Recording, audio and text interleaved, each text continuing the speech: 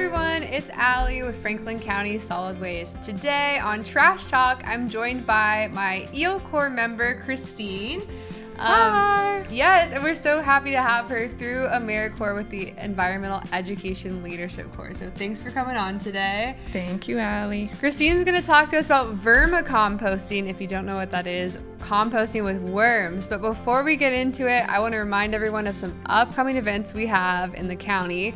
April 18th is a super big day. That's our Hazardous Waste Day. There's also Reforest Frankfurt and the Earth Day event at the Orlando Brown House with Together Frankfurt. And so there is a way to pop by all of those events that day, but definitely bring your hazardous waste. We got pesticides, herbicides, any type of cleaning chemicals. If you have vapes, those don't go in the trash. Save them, bring them to a hazardous waste event. Okay, for any other questions, you can shoot me an email. That is from 8 to 12 on the 18th at 309 Rouse Avenue. Okay, we take the first 500 cars. And then the Reforest Frankfurt event is at 300 Coffee Tree Road from 8 to 12. You can plant a tree, you get to take a tree home, free t-shirt and lunch. It's always a good time out there. This year it's at the Library and Archives.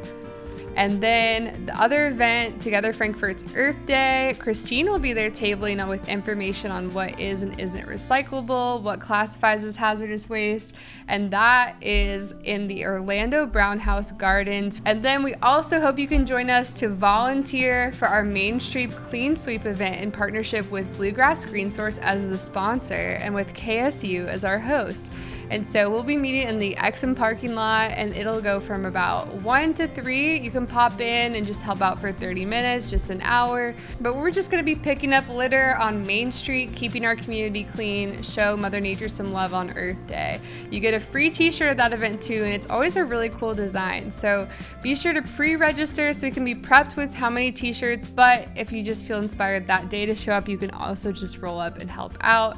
And we'll probably have a t-shirt for you anyway. And so we hope to see you at these upcoming events. Also, if you have any scrap metal, Soil Conservation is doing collection on Thursday the 16th, Friday the 17th from 8 to 4:30, and then Saturday collection is from 8 to 12. So that's on the 18th, and that's at Lakeview Park. Okay. Also, our dumpster day is on the 18th, and so we have dumpsters at our usual spots all around the county. Check out our list that we have on our solid waste website of dumpster locations. But this is your time to dispose of bulk items for free. County pays for it. Okay. So any bulk furniture items that you have, this is a great time to get rid of those. So we're cleaning stuff out for this spring, but the most eco-friendly thing you can do technically is compost. Do you think they knew that?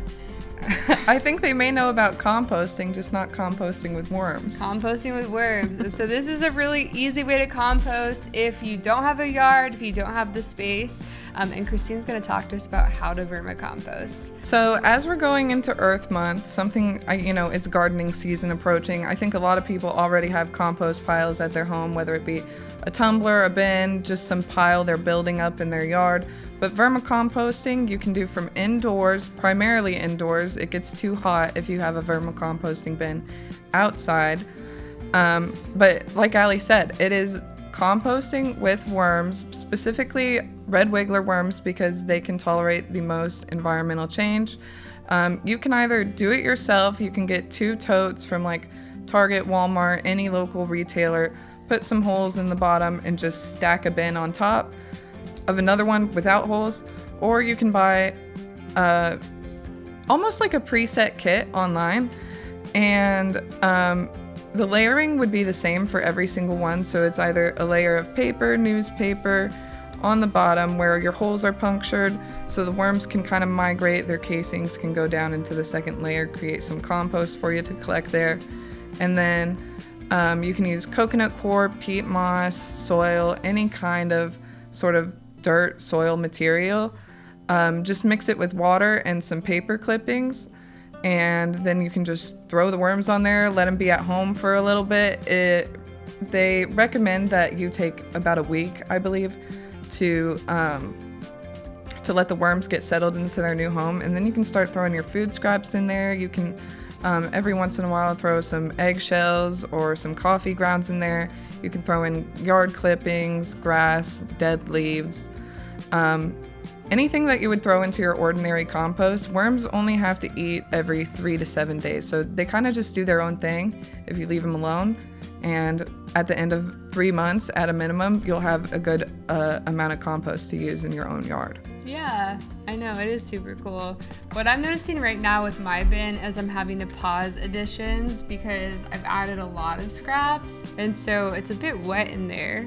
So I feel like this is good to note. But I'm adding a lot more shredded paper and also those like craft brown paper hand towels that are disposable. I throw those in there. I'm trying to dry it up a little bit just because they're kind of like, a lot of them are stuck to the lid of it, which usually means they're like, help, we don't like it in here. So it's a little bit too moist in my bin right now. So I'm not trying to add not many more fruit or veggie scraps and just trying to add in.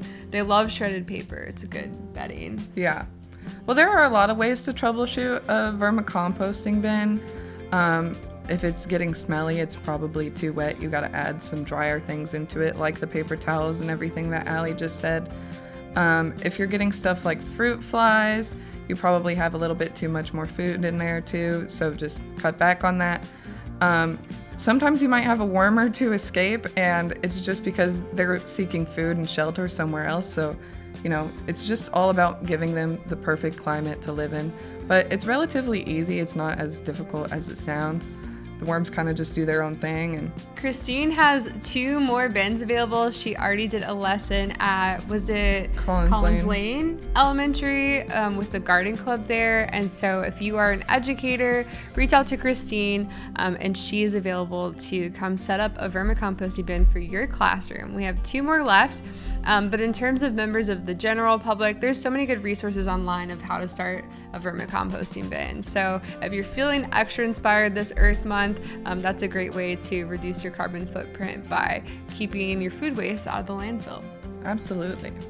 Okay, thank you guys for joining us on Trash Talk today. Hopefully we'll see you on the 18th and on the 22nd on Earth Day at Main Street Clean Sweep.